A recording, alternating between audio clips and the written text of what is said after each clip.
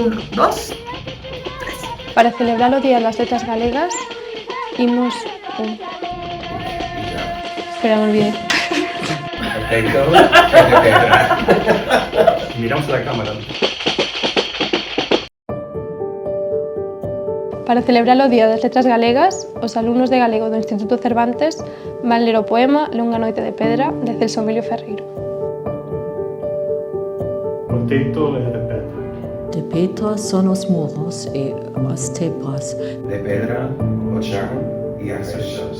As portas, as cadeias, O aire, as fenestras.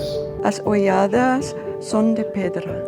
Os corazón dos homes que ao lonxe espreitan Feitos están tamén de pedra. e eu morrendo nesta longa noite de pedra.